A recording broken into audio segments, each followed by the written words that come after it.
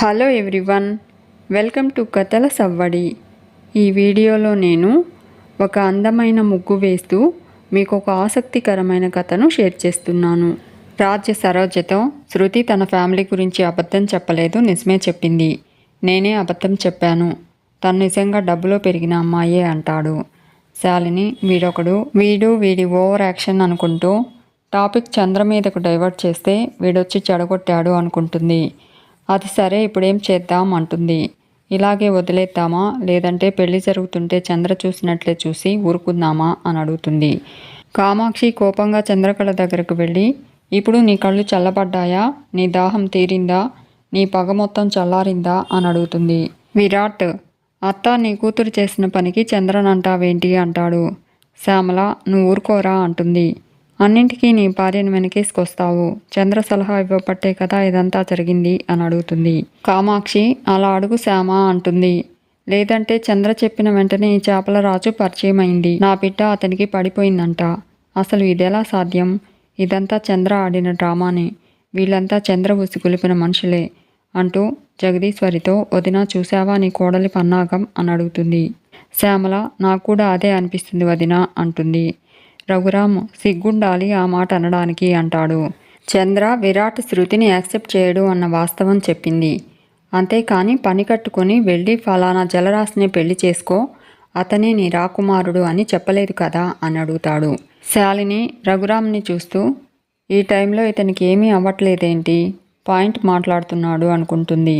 కామాక్షి, చూడన్నయ్యా, నేను మాత్రం ఇది చంద్ర చేసిందనే నమ్ముతున్నాను అంటుంది. శృతి, ఇప్పుడు నాకు అర్థమవుతుంది, నిజంగా ఇది చంద్ర పనే. నిన్న ఈ జలరాజ్ నాకు డబ్బులు కావాలని అడిగాడు, అప్పుడే నాకు డబ్బులిచ్చి బ్యాంకులో డిపాజిట్ చేయమని చెప్పింది అంటుంది. శ్యామల, విన్నావా అన్నయ్య, వాడు శృతిని అడగడం, చంద్ర శృతిని పిలిచి మరీ డబ్బులు ఇవ్వడం, ఇది యాదృచ్ఛికం ఎలా అవుతుంది, కావాలనే చేసింది అంటుంది. రఘురామ్, అదేం కాదు, చంద్ర ఆఫీస్కి వెళ్తూ ఉంటే నేనే పనస పొట్టు కూర చేయమన్నాను, దానికి చంద్ర శృతికి డబ్బులిచ్చి బ్యాంకులో వేయమనింది, దానికి నేనే సాక్ష్యం అంటాడు. విరాట్, ఆ డబ్బు కూడా తను ఆఫీస్ కోసం నన్ను ముందే అడిగింది అంటాడు. కామాక్షి విరాట్తో, నీ భార్యను సపోర్ట్ చేయడానికి నువ్వు రెడీగా ఉంటావు కదా అంటుంది. అయినా మీరందరూ ఒకటే, నేనే పరాయిదాన్ని, నా కూతురు నిలువునా మోసపోతే దాని జీవితం ఏమైపోతుందన్న బాధ లేకుండా నీ భార్యను సపోర్ట్ చేస్తున్నావు కదా అంటుంది.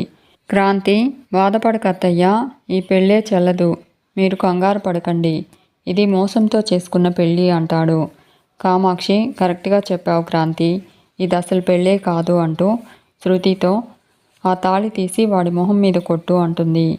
శృతి ఆలోచిస్తూ తాళి తీయబోతూ ఉంటుంది. జగదీశ్వరి, ఆగు శృతి అంటుంది. తాళి తీయడం సంప్రదాయానికి విరుద్ధం అంటుంది. కామాక్షి, అంటే వాడిని భర్తగా అంగీకరించమని చెప్తున్నావా అని అడుగుతుంది. జగదీశ్వరి, తాళికి విలువ ఇవ్వమని చెప్తున్నాను అంటుంది. శ్యామల, ఏంటి వదినా నువ్వు అని అడుగుతుంది. జగదీశ్వరి, నా కొడుకులిద్దరూ నాకు తెలియకుండానే పెళ్లి చేసుకుని వచ్చారు, ఆ రోజు నేను కూడా ఇలాగే తాళి తెంచి పారేసి రమ్మని చెప్పుండొచ్చు, కానీ నేను అలా అనలేదు.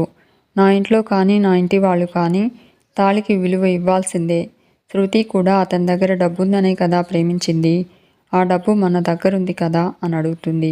జలరాజ్ హ్యాపీగా ఫీల్ అవుతూ సరోజతో, ఇప్పుడు అర్థమైందా నేనెందుకు కామ్గా ఉండమన్నాను అంటూ సైగ చేస్తాడు. జగదీశ్వరి, అతనికి ప్రేముందని చెప్తున్నాడు కదా, ఆ ప్రేమేంటో మనము చూద్దాం, ఎందుకంటే డబ్బున్న వాళ్ళు ఉంటారు కానీ ప్రేమున్న వాళ్ళు చాలా తక్కువగా ఉంటారు అంటుంది. సరోజ, బాగా చెప్పారు అంటుంది. జగదీశ్వరి, మీరు చేసింది తప్పు, అది మాత్రం ఎప్పటికీ క్షమించరానిది, మా పిల్ల జీవితం అల్లరి కాకూడదని నేను ఈ పెళ్లికి అంగీకరిస్తున్నాను, నీ కొడుకు ప్రేమ కూడా నాటకం అని తెలిస్తే ఆ రోజు చట్టపరంగా విడాకులు ఇప్పించి మీ నుండి నష్టపరిహారం కూడా వసూలు చేస్తాను అంటుంది జగదీశ్వరి. కామాక్షి, నేను దీనికి ఒప్పుకోను అంటుంది. జగదీశ్వరి, నీ ఇష్టం వచ్చినట్టు చేసుకో, కానీ నా ఇంట్లో తాళికి విలువ ఇవ్వని వాళ్ళు ఉండడం అంటూ జరగదు అంటుంది.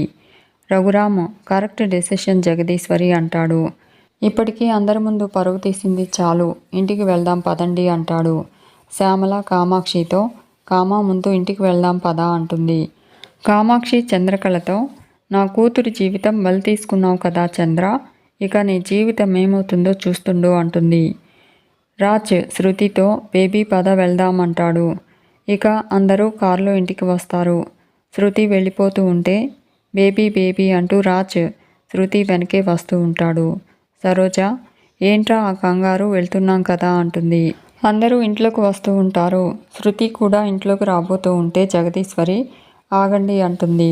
జగదీశ్వరి కొత్త దంపతులు కదా, హారతిచ్చి దిష్టి తీశాకే ఇంట్లోకి తీసుకురావాలి అంటుంది.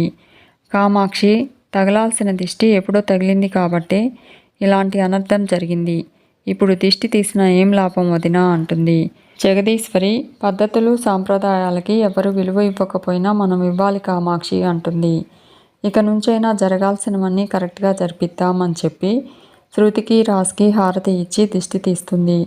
కుడికాలు ముందు పెట్టి లోపలికి రండి అంటుంది. శృతి రాజ్ వైపు కోపంగా చూసి లోపలికి అడుగు పెడుతుంది.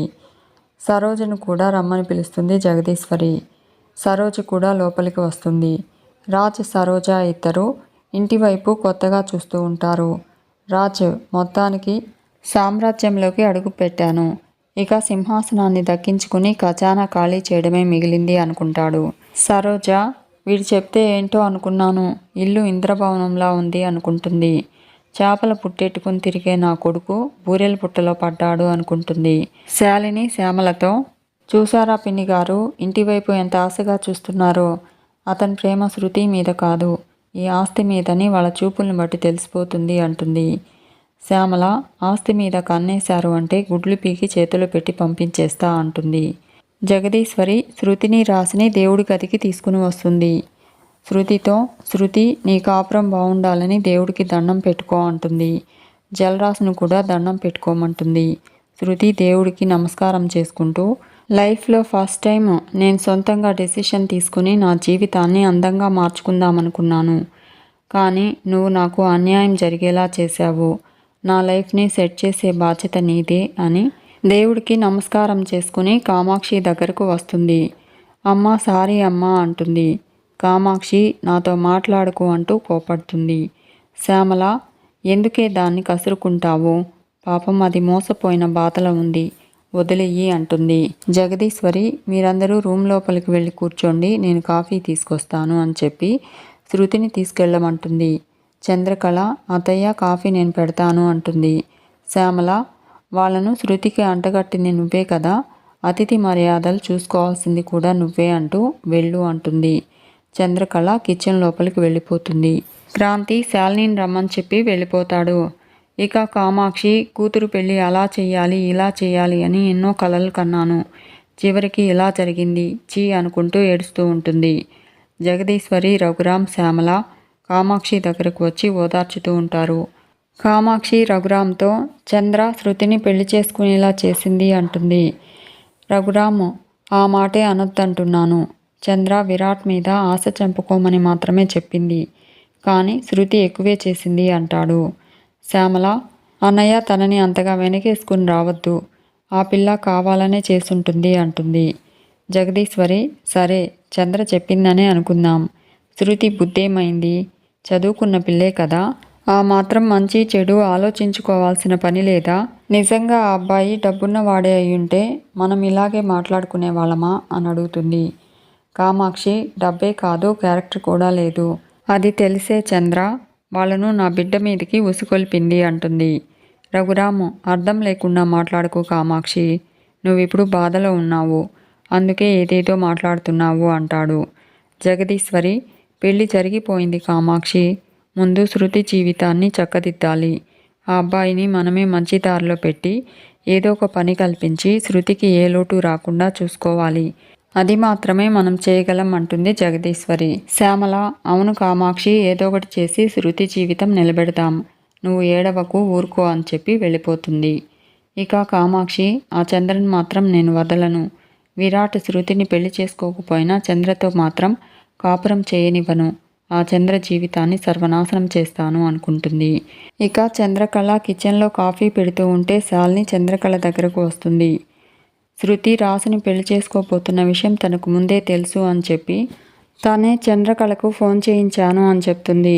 శృతి పెళ్లికి నువ్వే కారణమని అందరూ నమ్మాలని ప్లాన్ చేశాను, ముఖ్యంగా శృతి, నువ్వు తనని ట్రాప్ చేశావని నమ్మాలి, నీ మీద అందరికీ కోపం పెరగాలి. అది నా ప్లాన్ సూపర్ హిట్గా సక్సెస్ అయింది అంటుంది. శృతి లైఫ్ స్పాయిల్ చేసింది నువ్వే అని కామాక్షి పిన్ని, శ్యామల పిన్ని, మా ఆయన శృతి నమ్ముతున్నారు. ఏదో ఒక రోజు నువ్వే మామయ్య గారిని కొట్టింది అని నమ్మిస్తాను. అప్పుడు నీ భర్త కూడా షాక్ అవుతాడు. ఓవరాల్గా అత్తయ్య గారు నిన్ను మెడపట్టుకుని బయటకు గెంటేస్తారు. అది చంద్ర జరిగేది అంటుంది. చంద్రకళ, ఆడతానువేనా నువ్వు? నా మీద కోపంతో శృతి లైఫ్ని స్పాయిల్ చేస్తావా? తను సాటి ఆడదే అని నీకు గుర్తు రాలేదా అంటుంది. శాలిని, నాకు అలాంటి సెంటిమెంట్స్ లేవని నీకు తెలుసు కదా చంద్ర అంటుంది. చంద్రకళ శాలినిని కొట్టబోతూ ఉంటే శ్యామల అక్కడికి వస్తుంది. ఏం జరుగుతుంది ఇక్కడ, మీరేం చేస్తున్నారు అని అడుగుతుంది శ్యామల. శాలిని, శృతిని ఎందుకు మోసం చేశావని అడిగితే చంద్ర నన్ను కొట్టడానికి వచ్చింది అంటుంది. శ్యామల, కొడుతుంది, ఎందుకు కొట్టదు? మనుషుల జీవితాల మీదే దెబ్బ కొట్టేదానికి మనుషుల్ని కొట్టడం ఒక లెక్క అంటుంది. శాలిని చంద్రకళను చూసి సైగ చేసి నవ్వుతుంది. శ్యామల చంద్రకళను తిట్టి, అన్నీ వాళ్ళ పెదనాన్న బుద్ధిలే వచ్చాయి అంటుంది. వాళ్ళ స్వార్థం కోసము ఎదుటి వాళ్ళ జీవితాన్ని ఏమైనా చేస్తారు, సొంత వాళ్ళని కూడా బలి తీసుకుంటారు. గొప్ప జన్మ అంటూ నువ్వు పదా శాలిని, ఇలాంటి వాళ్ళ నీడ కూడా మనం తాకకూడదు అంటూ శాలినిని తనతో తీసుకెళ్తూ ఉంటుంది. శాలిని చంద్రకళను ఎగతాళి చేస్తూ వెళ్ళిపోతుంది. ఇక జలరాజ్ బెడ్ మీద కూర్చుని ఎంత బాగుందో అనుకుంటూ ఉంటాడు. సరోజ బొమ్మ పట్టుకుని, అన్నీ ఖరీదైనవే, ఈ ఒక్క రూమ్లో ఉన్న వస్తువులు అమ్మితే నా ఇంటిని కొనేయొచ్చన్నమాట అనుకుంటుంది. జలరాజ్ చెయ్యట్టుగానే లోపలికి వెళ్ళిపోతుందేంటి అని అనుకుంటూ ఉంటాడు. శృతి, ఇదన్నమాట నీ ఒరిజినాలిటీ అంటుంది. నా ముందు స్టైల్గా మాట్లాడేవాడివి కదా అంటుంది. రాజ్, అంటే నీకు డౌట్ రాకూడదని బిల్డప్ ఇచ్చా అంటాడు. ఇంత మెత్తగా ఉన్న పరుపుల మీద నిద్రలా పడుతుంది బేబీ అని అడుగుతాడు. శృతి, గాడిదకేం తెలుసు గంధపు చెక్కల వాసన అని మా పెద్దమ్మ సామెత చెప్తూ ఉండేది. చింకి చాపల మీద పడుకునేవాడికి పరుపుల మీద నిద్రలా పడుతుందిలే అంటుంది. సరోజ, ఇదిగో అమ్మాయి, నా కొడుకు గురించి తప్పుగా కూసావంటే బాగోదు అంటుంది. శృతి, ఎక్కువ మాట్లాడితే ఇద్దరినీ కలిపి తిడతాను అంటుంది. నాకున్న కోపానికి మీ ఇద్దరి జుట్టు పట్టుకుని గోడకేసి కొట్టాలని ఉంది అని అంటుంది శృతి. ఇక చంద్రకళ విరాట్తో, శృతి ఆ అబ్బాయిని లవ్ చేస్తుందన్న విషయం శాలినికి ముందే తెలుసు అంటుంది. నన్ను ట్రాప్ చేయడానికి ఆ ప్రూఫ్ నాకు పంపించారు అంటుంది. విరాట్, నిన్ను ట్రాప్ చేయాలని ఎవరు చూస్తారు చంద్ర అని అడుగుతాడు. చంద్రకళ, ఇంకెవరు బావా ఆ శాలిని అంటుంది. విరాట్, శాలిని ఎక్స్పెక్ట్ చేసినట్టుగానే నేను నిన్ను ద్వేషిస్తాను చంద్ర అంటాడు. క్రాంతిని నమ్మించాలి అంటే శాలిని మీదున్న ప్రేమను దాటి వాడి మనసులో చేరాలి అంటే మన మధ్య గొడవలు జరగాలి అంటాడు విరాట్. చంద్రకళ విరాట్ మాటలు విని షాక్ అవుతుంది. మీకు ఈ వీడియో నచ్చితే లైక్ చేయండి, షేర్ చేయండి, తప్పకుండా సబ్స్క్రైబ్ చేసుకోండి. Thanks for watching.